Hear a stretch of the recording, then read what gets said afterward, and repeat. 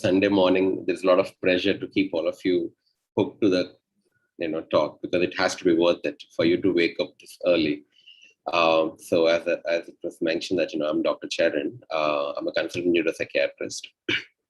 I think here today we're talking about something very important and something that is very relevant. A lot of people, especially when you're having a mental health condition for the first time, we all are usually very stumped about, should we see a psychiatrist or should we see a psychologist?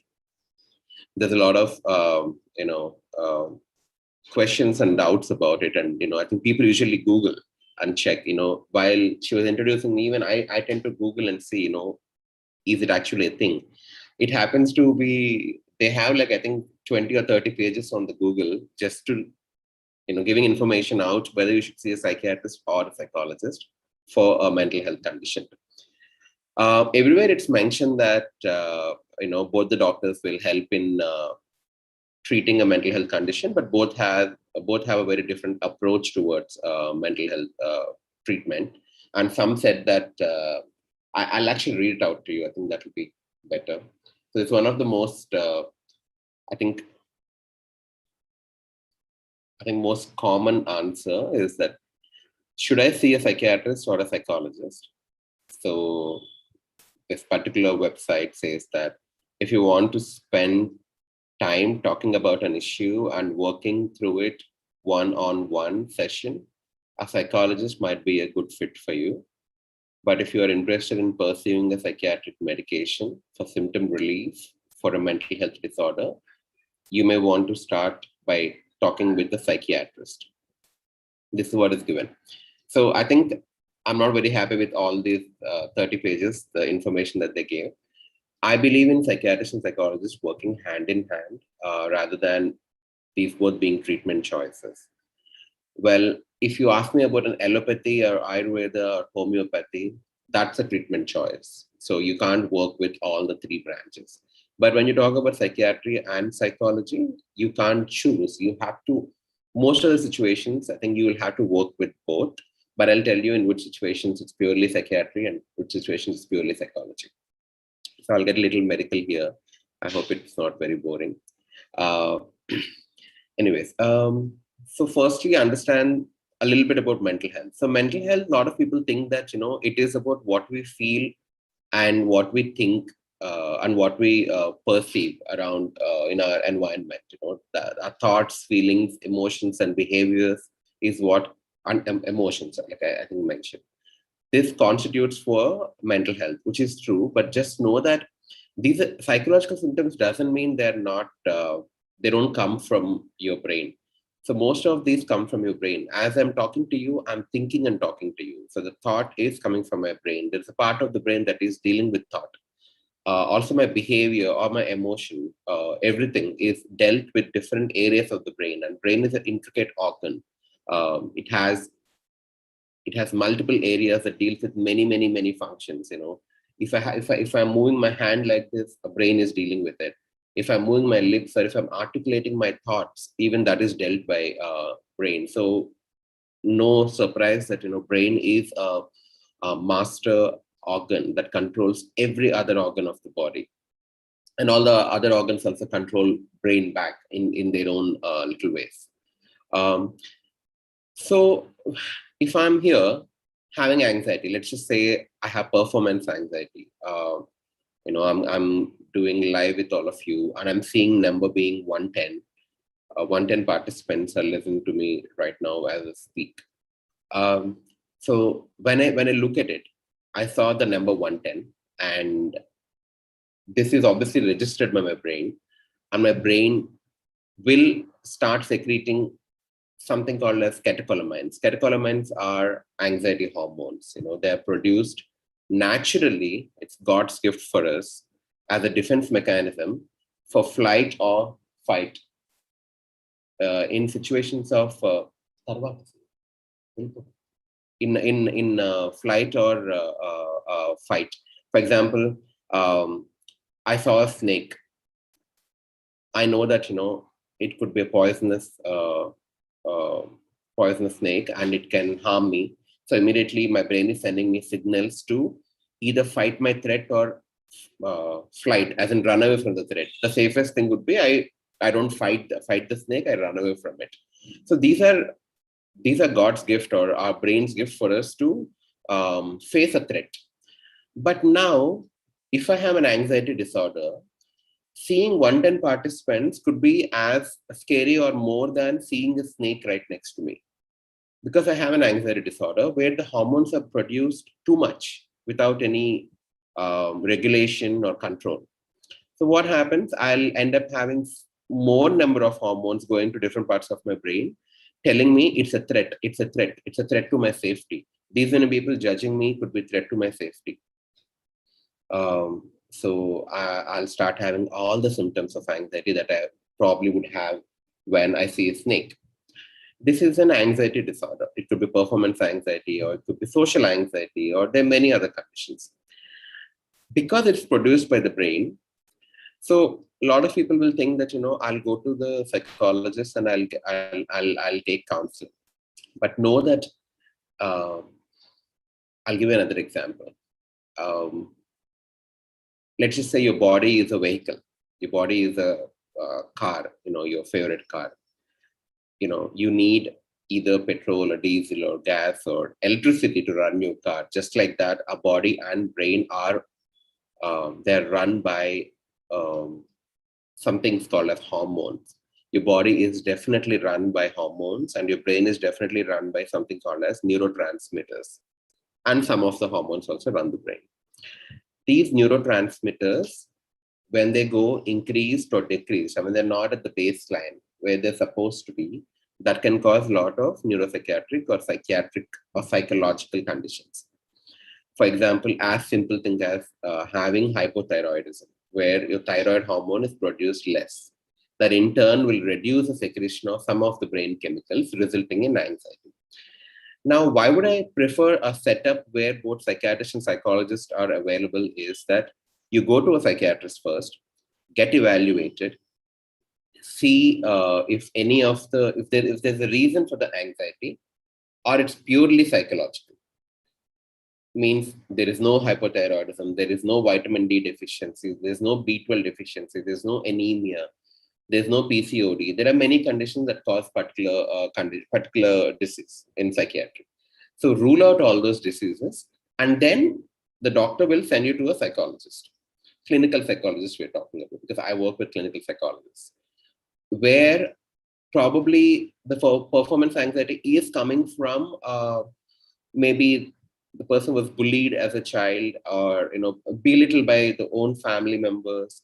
Could be anything. Maybe there is a body image issue, maybe there is a confidence issue about how he or she looks, or he speaks. There could be anything. So now for that, obviously, I'm not going to put somebody on medication, right? I will definitely ask clinical psychologists to help the patient to overcome their own thoughts, because most of the time the anxiety doesn't come from outside. It does come from our own perceptions about ourselves, or how we think the world sees us. So these are misconstrued thoughts. These are not rational thoughts. These are irrational thoughts, irrational beliefs. So what does a clinical psychologist do? They do something called a CBT, that is cognitive behavioral therapy. They try to alter your irrational thoughts and behaviors into rational thoughts and behaviors by therapy. So I think what the example of what I gave with just one disease called anxiety, there are many more diseases in psychiatry, should tell you that, what we read on the Google isn't really what exactly it is. So it's not an option. It's never an option. You'll have to see both the doctors. So I'll give you another example. Let's just say you have fractured bone, for whatever reasons. It's not an option for you to see an orthopedician and a physiotherapist. Both the doctors may be involved in your treatment. So you'll have to see an orthopedician first. They will assess, why did you have a fracture? There are n number of reasons, and get an X-ray and see how much of the fracture, what's the extent of it. Do you require a surgery? Do you need just immobilization, as in you don't have to move the limb and it will heal by itself, along with physiotherapy support? Exactly the same way, this is, I think, one example that should change our perspective towards looking at the treatment choices of a psychiatrist versus psychologist. It's never versus, because I'm always seeing versus. It's psychiatrist and or a psychologist. It's always both together. So because I think most of you are psychology enthusiasts. So um, one advice for most of you would be to tag along with the psychiatrist, because like that will work better for your patients. Because what happens is, when you're just doing counseling without any medical help or without any evaluation prior, um, you don't know, maybe the patient has underlying a medical condition that is causing the psychiatric problem.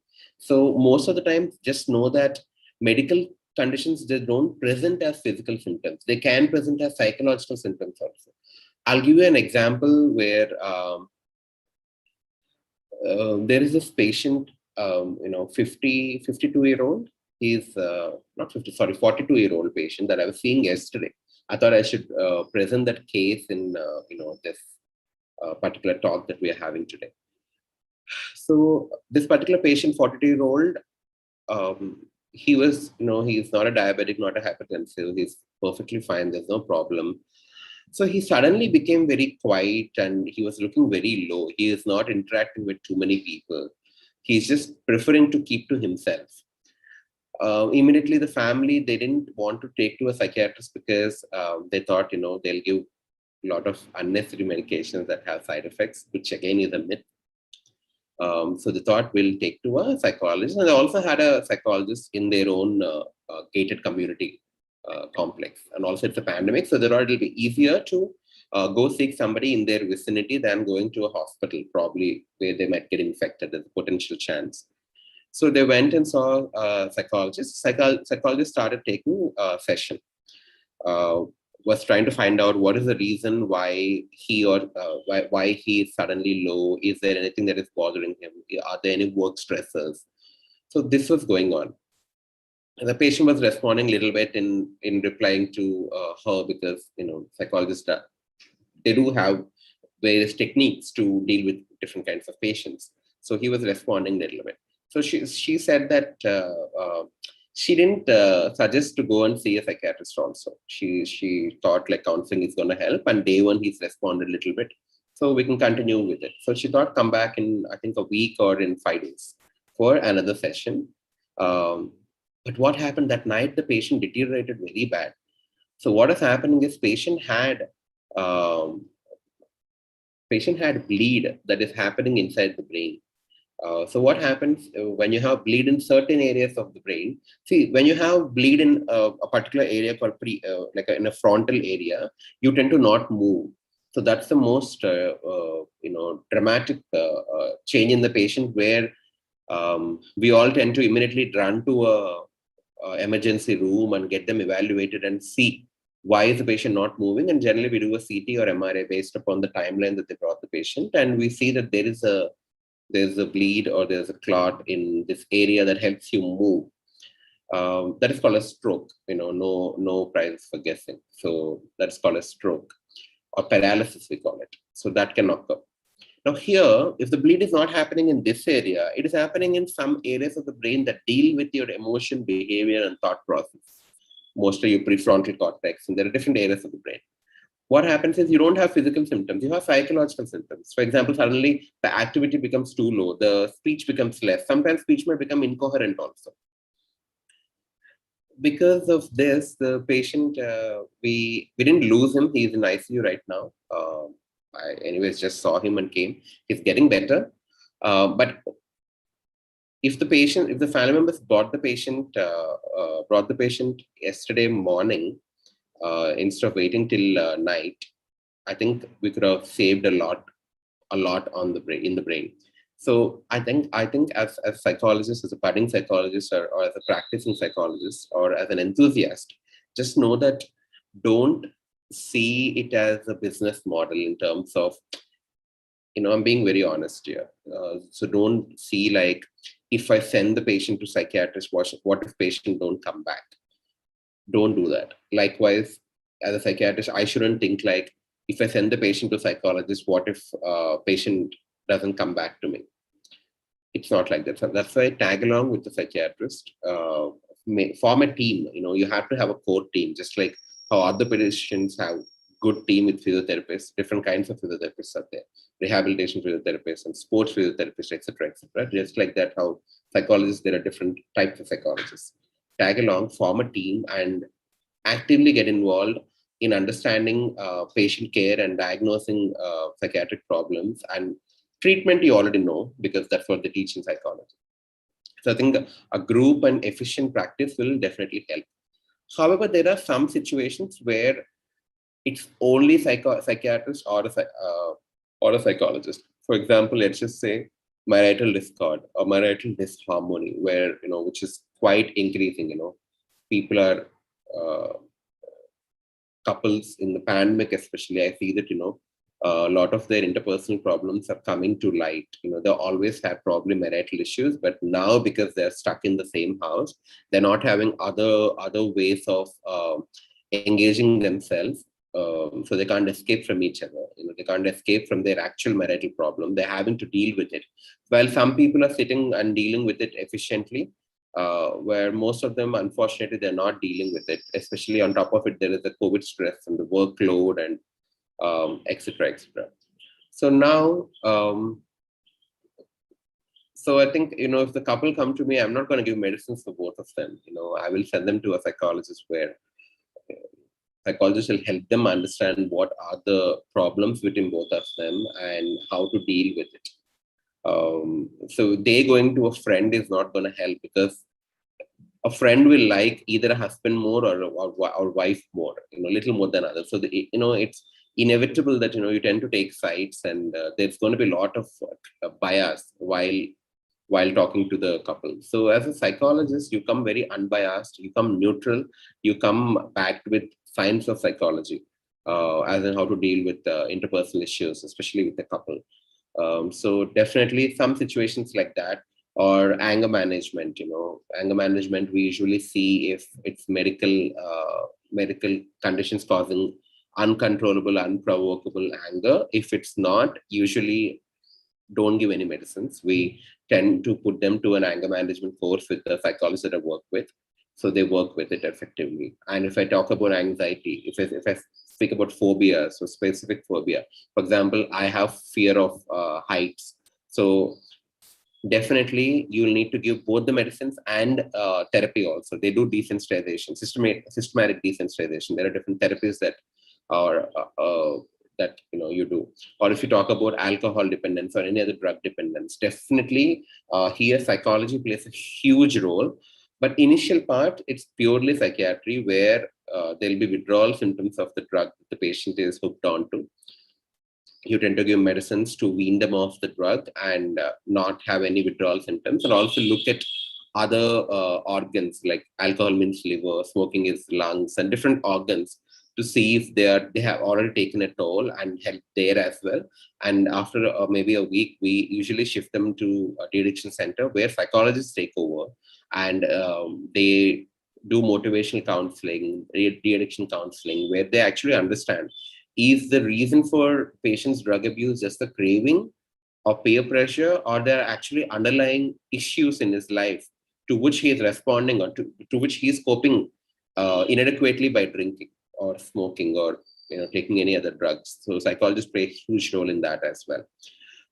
There are behavioral psychologists, there are clinical psychologists. I think different people come into play with different kinds of patients. So there's no just one straight line here that you have this problem and you go to a particular doctor or a psychologist. So I think I've given enough examples to understand that both of the doctors have to work hand in hand. And one more important area here is, I see a lot of bad mouthing that can happen in the practice. When you're in practice, what happens is, let's just say that without mentioning names, obviously, like I used to send my patients to a counselor, and the patients were never coming back to me for the follow-ups, and they would come back like an year later, or 6 months later, with severe symptoms. When I asked them why did you stop treatment, they said that the counselor told that I asked counselor if I should stop taking my medicines. A counselor said, yeah, you can stop for a while and we'll see if the counseling works. And then if it's not working, then you can go back to the doctor. So I think that question should have been asked to a psychiatrist. You think I should continue these medicines or stop? So it's always good to talk to your particular specialist of the what question you're asking. For example, if you come and ask me about, you think the counselor started CBT for me, you think CBT will work or DBT will work?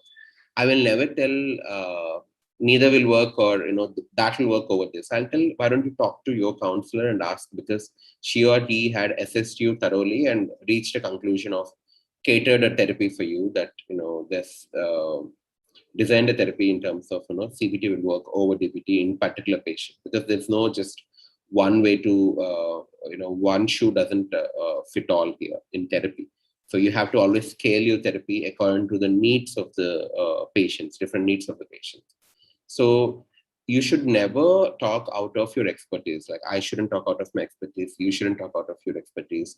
You should always politely ask them to go back and consult with their own therapist or psychiatrist to find out if they have any doubts. Because what happens is patient already comes with some Google knowledge.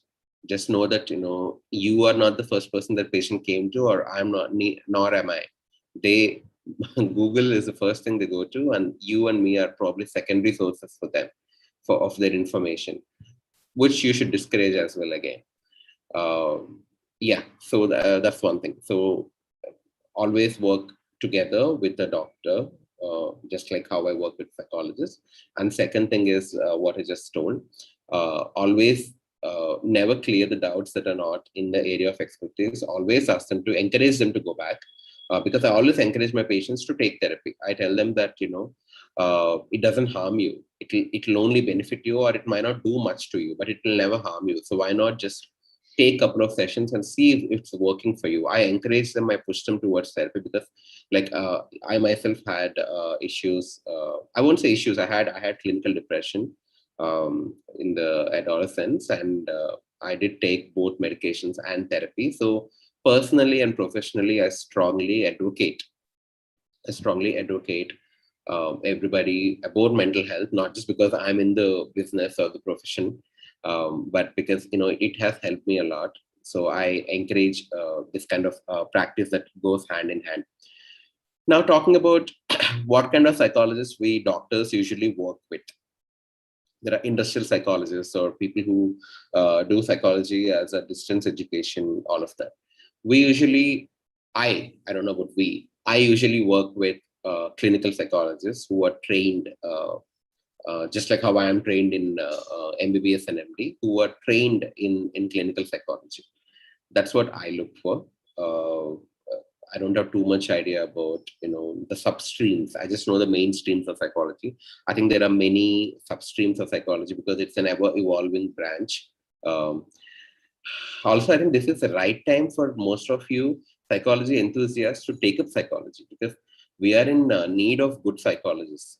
We unfortunately don't have too many good psychologists. There are few very good ones, and then there are there are a lot of people who did some distance course, who didn't have enough clinical practice, who didn't deal with real patients before. So for psychologists like that, I'm always little in fix with should I send or not, because bookish knowledge is definitely important, but clinical experience is the most important thing for both psychiatrists and psychologists. So you can, we always look for the people who have clinical practice, who dealt with patients, who worked with psychiatrists before, who worked in a setup like de-addiction centers or rehabilitation centers or acute psychiatric facilities also, etc. Also, one more thing where psychologists are absolutely not needed are conditions like schizophrenia or any psychotic conditions. They are not needed absolutely in the initial stages. But later, when the psychotic symptoms come down, for the maintenance therapy to reintegrate them back into the society or to reintegrate back into their profession, for that kind of rehabilitation, definitely psychologists are needed. So I think there is not a place where psychologists are not needed. So we need them either in the acute care or in the maintenance care or both. So it's a good time for all of you to take psychology, especially because fortunately, unfortunately, this pandemic had it has uh,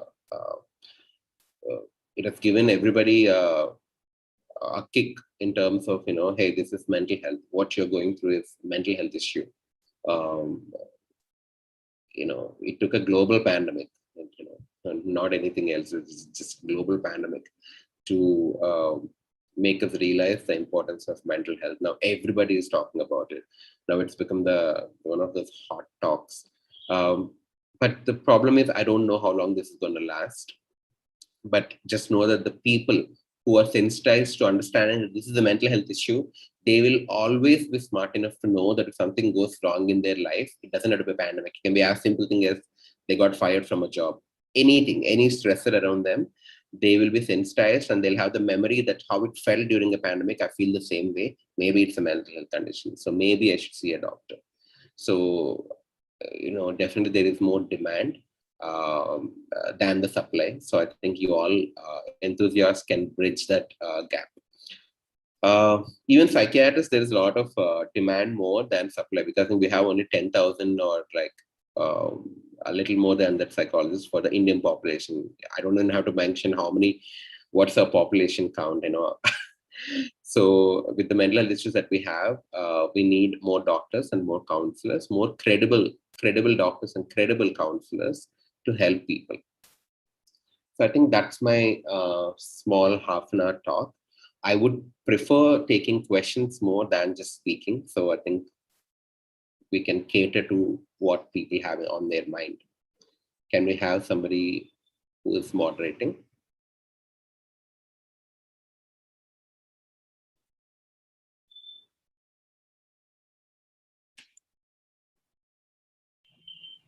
Hello, sir. Thank you so much. All that information was so helpful. And, even us being in a field of psychology, sometimes we come across this question of, many people in the start of their career do come across this question of when to go to to a psychiatrist and when to go to a psychologist. So it's a very relevant discussion to have, and it's very important to know at which stage you're supposed to consult either of them. So, in that case, firstly, I'd like to ask you, as you mentioned about the global pandemic and that it took us a global pandemic to realize the importance of mental health. I'd like to ask you, why is it that compared to most countries, unfortunately, India lacks the importance of mental health. So why do you think is that still happening, even though we are so developed and we are growing so fast in the field of mental health?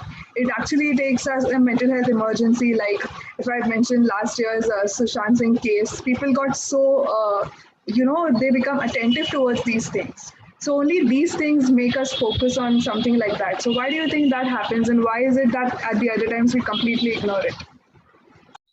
I think the lack of education. Education is not if you are educated till 10th class or not. What I mean is, a lot of people don't know what they're going through is mental health issue. For example, if somebody is having palpitations, if they have severe anxiety, they don't come to a psychiatrist. They go to emergency room, or they go to a cardiologist. And unfortunately, what happens is the cardiologist, even in medicine, I'm not talking about psychiatry, psychology, even in medicine, branch of medicine also, other professionals, they don't know about mental health too much, because the our medical curriculum didn't have psychiatry as a main subject till about recently. For the last 1 year, 2 years, it has changed with pandemic, and they're including they're giving more weightage to the questions. So when you give more weightage to the questions in the answer in your paper, students also, medical students, tend to read the topic more, and they tend to understand. So let's just say I'm a budding I'm a student. Let's just say I'm a medical student, and I know that mental health questions are not coming too much in my paper. I can pass without reading that topic. I'll skip it. So I'll become a intern. I'll become probably I'll take up general medicine or cardiologist or whatever. I'll become a cardiologist later, and I never had knowledge of mental health. What are the reasons why mental health issues occur, etc., etc. So I think there is no education in the doctors itself. So I don't know I can't even tell you like the amount of lack of education in the general public also. I think awareness programs need to be done, um, just like how people are doing awareness programs about smoking. The smoking is injurious to health. I think people should be told about stress is also injurious to health, and how stress affects you. And there are different campaigns that people should do. I think youngsters like you and probably me uh, should come ahead and take. And I think one thing is not just education. Another is there's a lot of stigma around it. I think the media or movies usually portray us in a very negative light, like pagalunka doctor, pagal. This is many detrimental words they use to somebody's ego. So it's people become very uncomfortable even if they want to share something. For example, it took me like these many years to tell that I had depression. I got treated. I think back in the day I never told anyone because I had a fear of judgment coming from people. So that like I thought like I'll get judged, uh, because usually people think depression equals weak, weak mind or weak person. So I know that I'm a strong person. So, but when I tell people I had depression, they're like, "Oh, he must have been weak, and now he's strengthened up." So that's the reason I think there's a lot of ifs and buts about mental health. People don't know. I think people just talk whatever they know. This is one side. Another side is overexposure. Too much sensitization, where even if you, let's just say that not all days are Sundays.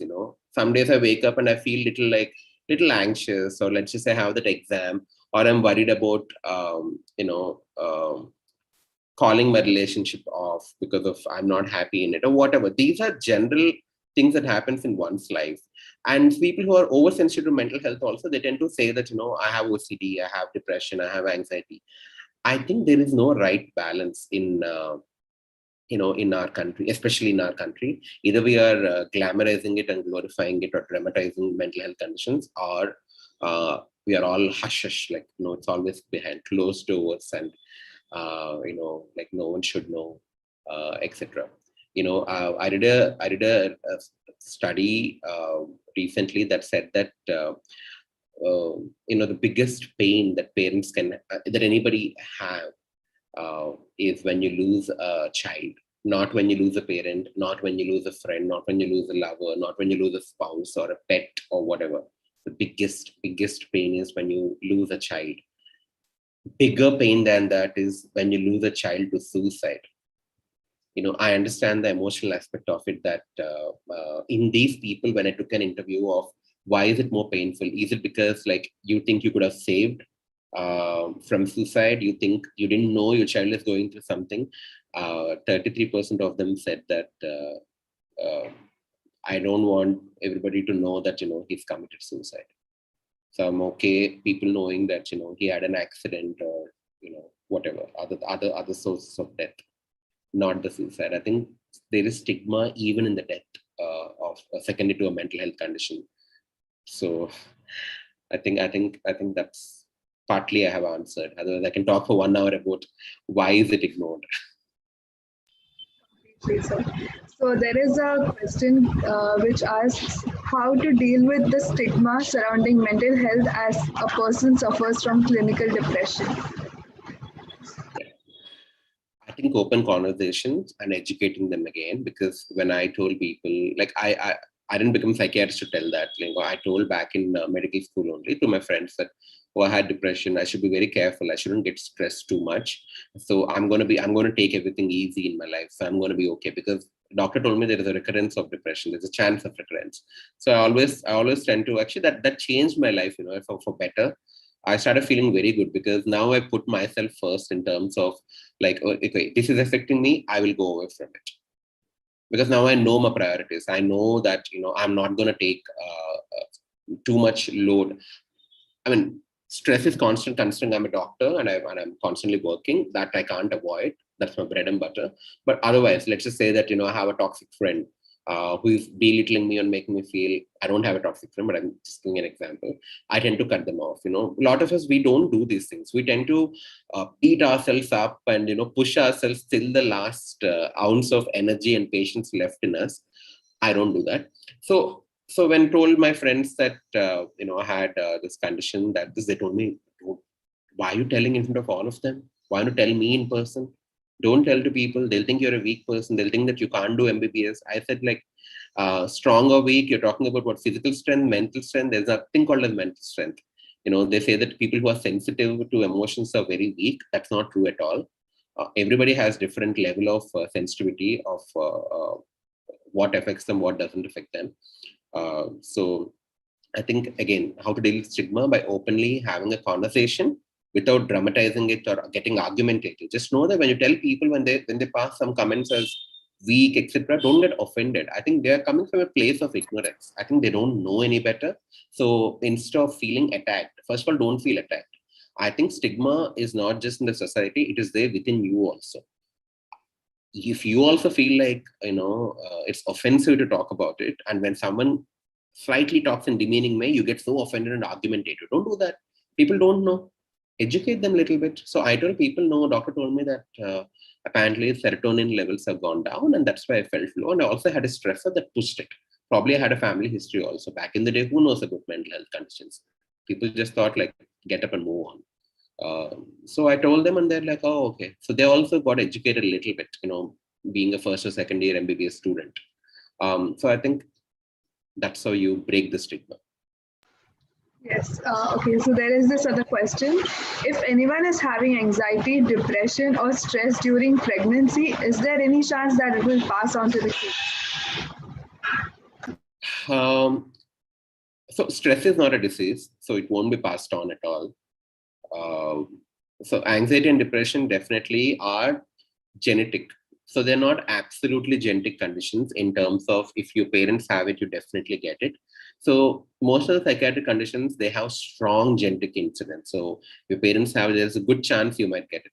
Not just psychiatric, medicine generally has a lot of strong genetic occurrence. For example, if your parent is a hypertensive, you can have anxiety. You don't need to have hypertension itself, because both of them come from the same pool, same gene pool or gene loci, we call it. So yeah, there is genetic, occurrence. So I tell people that, there's a good chance your child can have anxiety or depression. But I see anxiety and depressions are so common. They're 37% common according to the recent studies. This is before pandemic. I think after pandemic, it's just skyrocketed to like more than 65. 37 is quite high. So there's a good chance you'll have it anyways if you have a parent with it or without it, especially because you asked about depression. So yes. So I tell people that there's a good chance your child can have depression or anxiety in the genetic counseling that we do. Just teach children about something called as anxiety and depression. Teach that, so they can come and tell you when they're feeling a certain way or when they're experiencing certain symptoms. So that's one way. But these are not absolutely genetic. You need to have also an environmental reason to push it. For example, let's just say I have a father with schizophrenia, and I have good chance of developing schizophrenia. Now, on top of it, I'm smoking cannabis or weed or ganja, we call it in our local language. When you smoke that, what happens is the gene that is supposed to cause schizophrenia gets dysregulated. And you'll have schizophrenia. So it's called dual hit hypothesis, where you have genetic vulnerability. On top of it, there is an environmental trigger that is pushing you to have a full-blown disease. So that is basically a nature-nurture thing. So I have this other question which asks about how can we overcome the stress during this pandemic, and also as a psychiatrist, as a psychologist, how can we help others? You should answer that as a psychologist, how you help. But as a psychiatrist, what I would ask you to do is simple. Focus on simple things. See, mental health is actually pretty easy to be taken care of. It is about doing your basics right. In fact, health is the most easiest thing. Most of it is in our control only. You should know that. Getting your basics right, getting your lifestyle right, because most of the diseases are lifestyle related. For example, depression, anxiety, diabetes, hypertension, cholesterol issues, stroke. All these are the big conditions that I just mentioned are also lifestyle conditions. So look at your sleep. Sleep is probably by far the biggest culprit of having mental health conditions, because your brain is supposed to get rest. It's supposed to it's designed, I don't know, by God, or I don't know who designed it, whomsoever designed it, it's designed in a way that it can work 16 hours. That's a lot. And it needs 8-hour rest. I'm talking about an average, like a middle-aged person. For children it's different, for old people it's different. Let's just say we all are middle-aged, so we need 8 hours of rest, 8 hours of continuous uninterrupted sleep. How many of us actually sleep 8 hours of continuous uninterrupted? I don't sleep. I sleep 6 hours, 6.5 hours, and that too, hospital keeps waking me up. Or sometimes people just wake up by themselves. Sometimes people use a lot of screen. The screen that emits blue light decreases melatonin secretion in your brain that is required to maintain good sleep. So that is affected. People do night shifts, so sleep is affected. Mental health conditions are directly proportional to your sleep also. So maintain your sleep timings. It's okay if you're sleeping late and waking up a little late, but maintain the timings. Don't confuse your brain. Don't be so erratic. Like one day I sleep at 10, one day I sleep at 1 day I sleep at morning 4 o'clock. Don't do that. Have a fixed routine. And the main thing, see, your brain needs time to adapt and adjust. And most of our brains will adjust and adapt okay, but some brains don't. So try to stick to the same schedule pre-pandemic, your pre-pandemic schedule. For example, if you're working from 9 to 5, even though you're working from home and you have the privilege of working whenever you want and logging off whenever you want, don't do that. Please work at the same time and have a designated work area. And exercise is the most important way to maintain mental health and physical health. A lot of us lead sedentary lifestyle. For example, me, doctor, you, psychologist, we all have sedentary lifestyle. We just sit and talk, or we just sit and order investigations or write medicines. We don't have exercise. Back in the day, diseases are quite less. People who are having active life, they it's like, they grow their own food, vegetables, and they have, look at their bodies, they're so fit. None of them used to hit the gym, nothing. I think their lifestyle should be a little more active. Unfortunately, also the screen time is excessive. Social media, where trust me, social media affects all of us. Let's just say, I have a page on Instagram that has 5,000 followers, which is pretty good, for somebody like me. And I might see somebody having 10,000 followers. Immediately, I be like, I equate it with my self-worth. I don't. I'm giving an example. So immediately tend to be like, oh, maybe I'm not that good. Maybe I need to buck up my game. So I concentrate entirely on my social media. I tend to ignore little things in my life. Get a hobby. When I ask hobby, most of the Indians say hobby is talking to friends and watching movies and listening to music. These are your classic slam book answers that I used to find back in the school.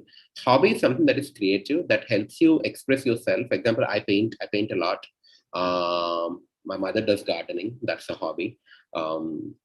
So having a hobby will let your emotions out creatively. So sometimes you don't even have to see a psychologist. For example, for me, I have a lot of stress. So what I do, I paint. In fact, right after this, I'm going to paint. From 11, I'm going to paint till 3 o'clock. I put my schedule. That will help me overcome my stress that I had my entire week. So pick a hobby, and eating, obviously, right? I think doing all these basics will definitely help you not have any anxiety or depression. And mainly your thought process, what you see, how you think, what's in your control, what's not in your control. This will change your life. I tend to take a paper, draw a line between, and I'm going to write to the right side of the paper the things that I can control, and on the left the things that I cannot control.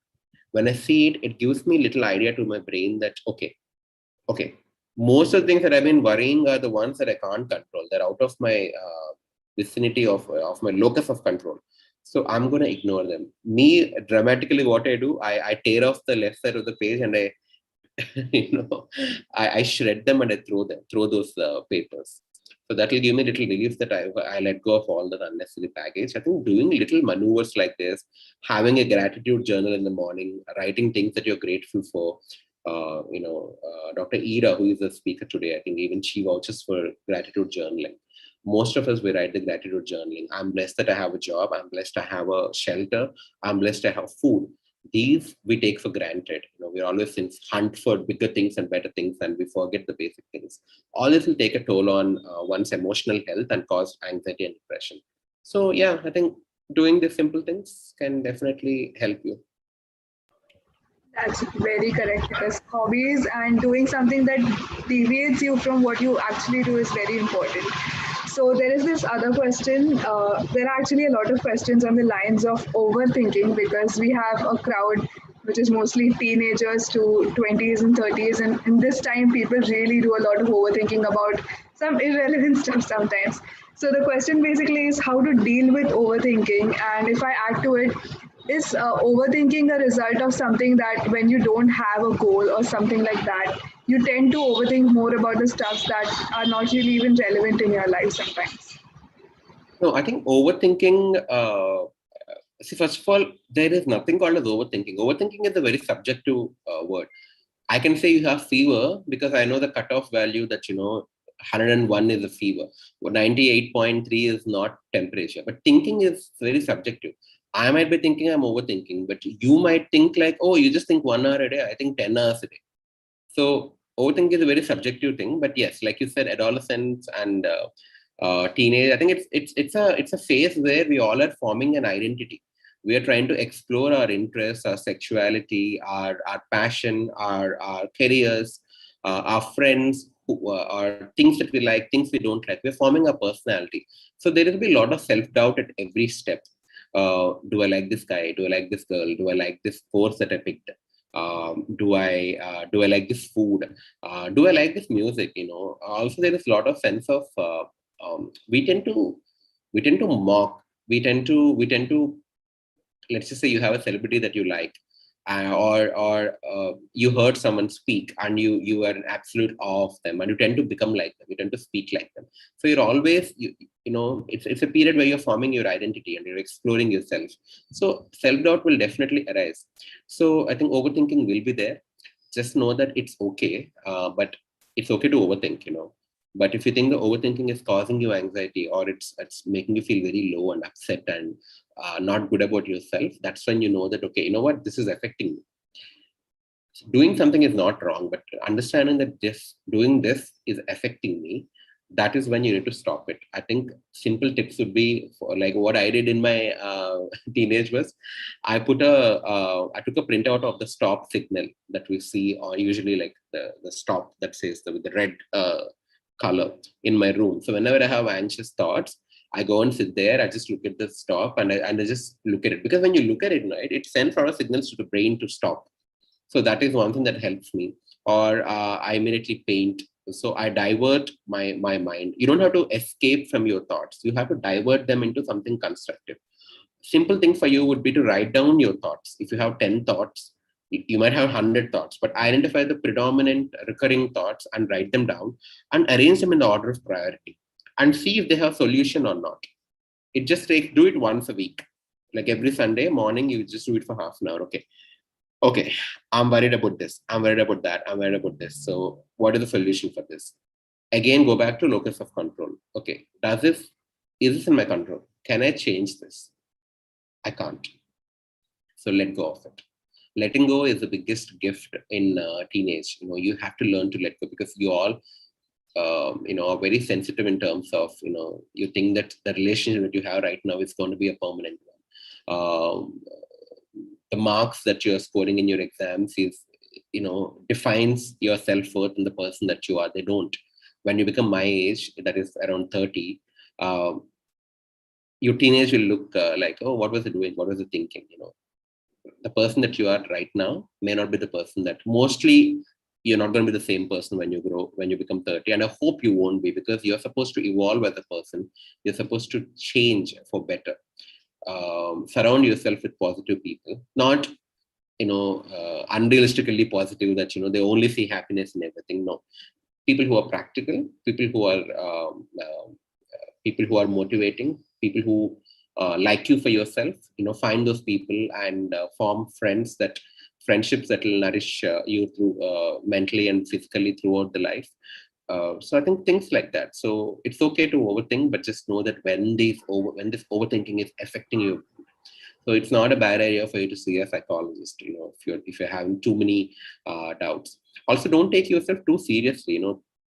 My age, anyways, you'll take yourself too seriously. Your age is all about exploring and having fun and understanding that, okay, I like this or I don't like this. It's forming an identity. So take it easy. That's very well said, sir. And I really think it's going to help a lot of people who are in this age group. So the next question is on the lines of substance abuse. So how does doing substance abuse like weed or ganja affect a person's brain or behavior, and how can one get rid of it? How can one get rid of it? I think you'll have to see a doctor if you think you are addicted to it. There's no other way of doing it. Go through a de-addiction program. It could be just a 21-day program. Don't think like, oh, 21 days, who wants to be with the doctor? If that is life-changing for you, if that's going to save you from many adversities of your life, 21 days is nothing. You won't even remember the 21 days. So just go through a good de-addiction program, because India has a lot of mediocre de-addiction programs. Go through a good one, do some research and find a good counselor, a good psychiatrist that can help you through it. How does it affect? It affects in many ways. So the drug that you take, the drug that you're smoking, it goes through blood and it crosses the blood-brain barrier. It enters your brain. When it goes to your brain, it goes and binds to different parts of the brain. That's why people feel hungry when they smoke, because they don't go to stomach. It goes to brain, and brain has a appetite area. It stimulates appetite or it suppresses the appetite. So cannabis increases the appetite in the initial stages. That's why they call it cannabis munchies.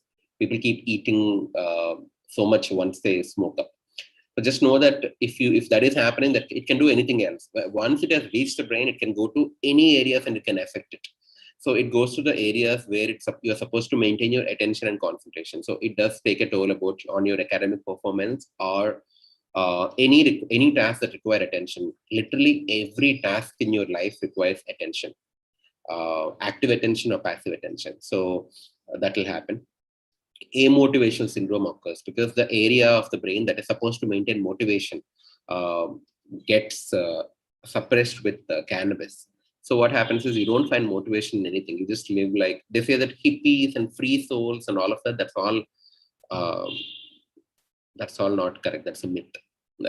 So basically, you have no motivation. So you tend to go wherever life takes you. You don't see yourself going anywhere productively. On a severe stage, what it causes hallucinations, it causes psychosis, it causes delusions that might require you to be on medications for a long time. So definitely, but yes, there is a lot of research that is talking about cannabis can help mental health also, but don't support the research till it is proven. Most of us, what we always try to find the things that we want to find. There's a lot. When I give an IT talk, I'm a corporate speaker, so I very frequently give IT talks, and they all ask me. Probably most of them are smoking up, so they all ask me question that. But doctor, I read a research article by a famous psychiatrist that said that it helps mental health. I said that's why it's still on the paper. It's not proven. It's not FDA approved. And most of this research is occurring in cancer patients to improve their mood and appetite, because like I said, it does some things. It makes you feel happy, euphoric, and increases your appetite. So don't apply it to general population. So drugs definitely affect you now or later. And we think that we are just doing it once in a while, but you don't know what your genes are. You don't know whether you're coming from a gene pool of addictions. You don't know what's your self-regulation. You don't know if you're going to be addict or not. So find a suitable age, and only then social drinking, social smoking is okay. But I think weed and other hard drugs, I think you should definitely avoid. That's correct, sir. So on the last question, I just like to address you to the people who are here, who are aspiring psychologists and psychiatrists. What is your one advice that you'd like to give them, as they also have to take care of their mental health when they step into this field and meet and treat so many patients who are suffering from many psychological disorders? How can they take care of themselves and go on with this field? I think you should treat your profession as a profession. Don't draw a line. It's most important thing for anybody in the medical field or paramedical field or allied branches like psychology or all the allied branches of medicine also. The same advice would be to try to try to maintain a work-life balance, because what happens if you're a passionate psychology student, you tend to come home and you tend to sit with it. You tend to deprive yourself of all the other pleasures. You become the psychologist even at home. Don't do that. Like, for example, if my aunt calls me asking a medical advice, I tell them to call at another time. I know, always try to pick that, this is my life, this is not my work. I have to draw a balance. I think this simple thing will change a lot of things for you. It puts a lot of things in perspective. And value yourself.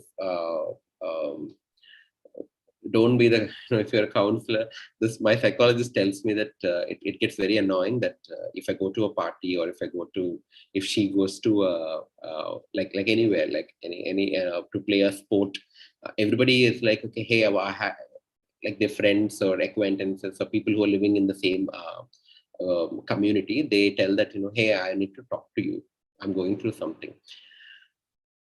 Don't, because it's not your work timing.